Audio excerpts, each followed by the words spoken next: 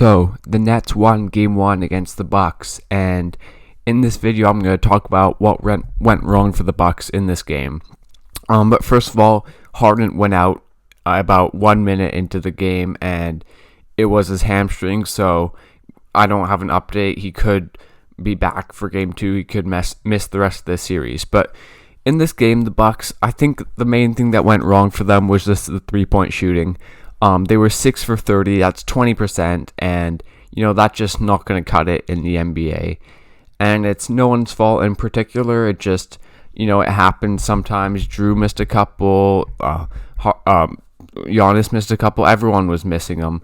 They were 6 for 30, but they only, 2 of those came in what I would consider garbage time, so they're really like 4 for 25, and that's just not very good at all. And the good thing is that that's probably not going to happen again. But then again, they did miss a few open ones, but I think a few of them were also just the Nets doing well contesting them. I thought they did well defending the pick and roll. There are a few Drew ones they contested. They got out to Tucker in the corner. They let Giannis shoot the three, and that's obviously a good decision. I think it was like 1 for 3 or 4, but just overall very poor shooting from the Bucks. And then apart from just missing them and the Nets doing well, I feel like not enough of them came out of drive and kick situations where Giannis is taking on his defender, getting into the paint and kicking it out. A few of them did, but I feel too many of them were just Bucks player dribbles up, whether it's Drew or Middleton or Giannis, and then just takes a three or gets a screen, goes around it and takes a three. And the Nets were doing well at contesting those, and maybe that's not the best offense. And there was also one by Jeff Teague with like 20 seconds left on the shot clock that was just terrible. So that was the first thing. And then the second thing for me would be allowing the Nets to get decent looks. They were getting good looks all night, whether it be Kevin Durant being way too comfortable getting into his mid-range, or Kyrie Irving, same thing from mid-range from 3, getting to the rim. Also, Joe Harris had 19 points, and the Nets were doing a good job of getting into the paint and then kicking it out, swinging it, and Harris hit like two open threes that really sealed it. And you just can't let such good players get such easy looks. And for the KD ones with the pick and roll, I think a lot of it was Brook Lopez not stepping up, which really hurt them because KD could just walk into his mid-range and those shots are too easy. And then the one time Brook Lopez did step up a little bit, KD just hit up Blake Griffin with a pocket pass and then Blake Griffin dunked it. So it's tough there. One thing that they didn't do this game at all was put Giannis at center. They always went with either Lopez or Portis, for the majority of the game, and that didn't really work. And I would have liked to seen them go and match the Nets small ball a little bit.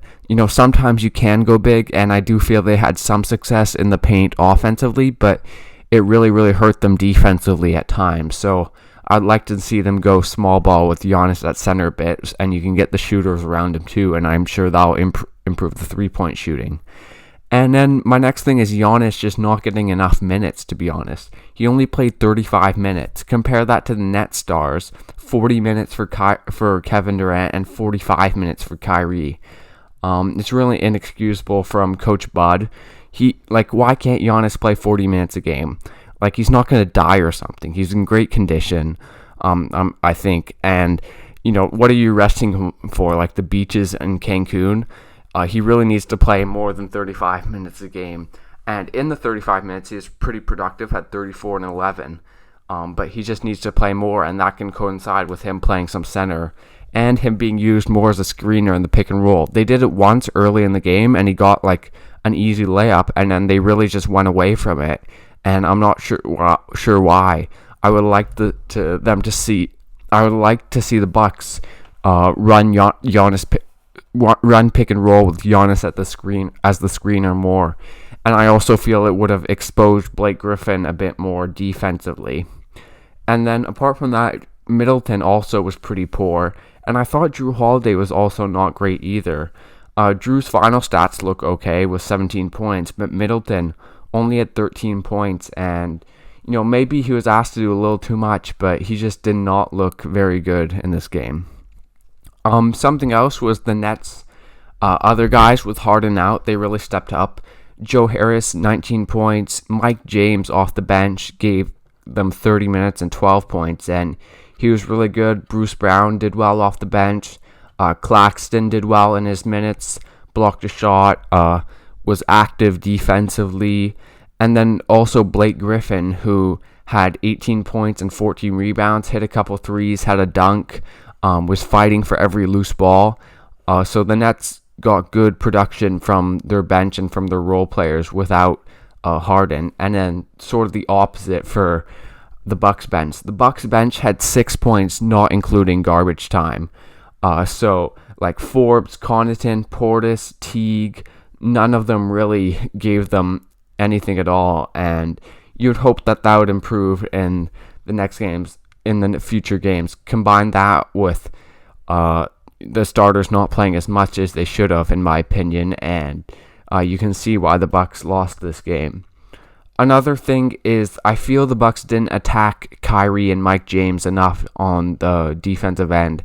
I feel like they should have been going after them, whether it's Giannis in the post or putting them in pick and roll. They did it a little bit, but I would like to see them do it more. I feel too often they were just settling for an okay shot early in the shot clock instead of going after the Nets, making them work defensively, and trying to attack their smaller players. So yeah, that's sort of what I think went wrong for the Bucks, between them not shooting well and them making a few mistakes offensively, and then the Nets also playing pretty well. But there is some positives for the Bucks, in my opinion.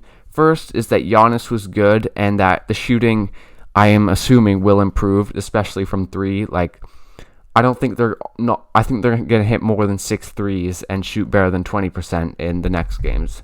I could be wrong, and they could lose again because of that, and they might, but I feel that has to improve, certainly. The next thing is the offensive rebounds. They got 15 of those, and I feel when Brook Lopez was in the game, he was having success offensive rebounding because they had Blake on Giannis, so that put KD on Brook Lopez, and Brook Lopez was able to get a few tip-ins, get some offensive rebounds, get some putbacks, and then had a little bit of success in the post.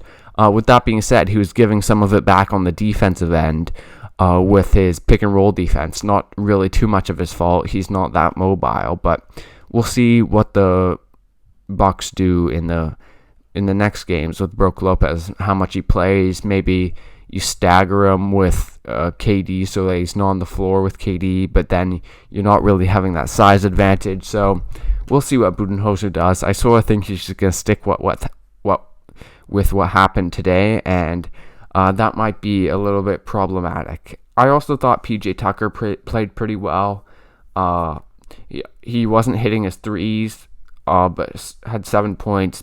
I thought he played pretty decent defense on KD, and yeah. Apart from that, I think the Bucks can definitely score in this series, mostly in the paint.